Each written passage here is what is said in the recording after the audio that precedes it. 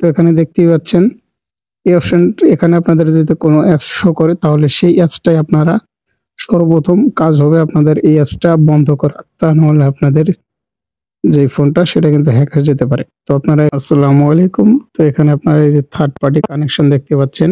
আপনাদের জিমেইলে কিন্তু প্রত্যেকেরই বিভিন্ন জায়গায় আমরা জিমেইল লগইন করে থাকি। বিভিন্ন থার্ড পার্টি অ্যাপস এবং ওয়েবসাইটে কিন্তু আমরা লগইন করে থাকি। সেগুলো লগইন করলে আমাদের জিমেইল এবং আমাদের ফোনটা কিন্তু হ্যাক হয়ে যেতে পারে। আপনারা জিমেইলে চলে আসবেন, প্রোফাইল আইকনে ক্লিক করার পর আপনাদের জিমেইলটা শো করবে। তো এখান থেকে আপনারা গুগল অ্যাকাউন্ট এই অপশনে একটা ক্লিক করে দেবেন।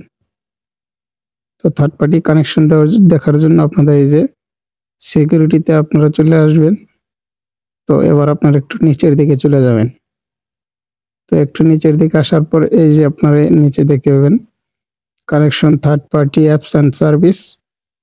তো এখান থেকে এই কানেকশন থার্ড পার্টি, এখানে যদি আপনাদের অ্যাক্সেস কিন্তু নিতে পারে, তারা যে কোনো অ্যাক্সেস আপনাদের কিন্তু নিতে পারবে। তো সি ওয়ালেট কানেকশনে ক্লিক করার পর অ্যাক্সেস এনি অ্যাকাউন্ট অ্যাক্সেস।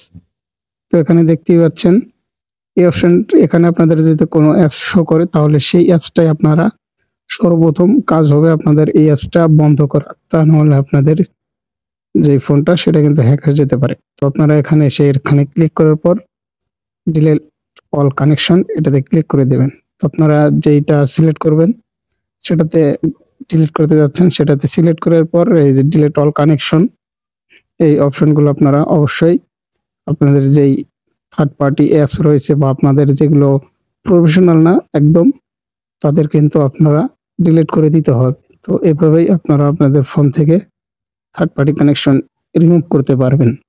এগুলো করার কারণে আপনাদের যেই ফোনটা হ্যাক হওয়ার কথা বা হ্যাক হওয়ার যেই ঝুঁকিটা সেটা কিন্তু কমে যাবে।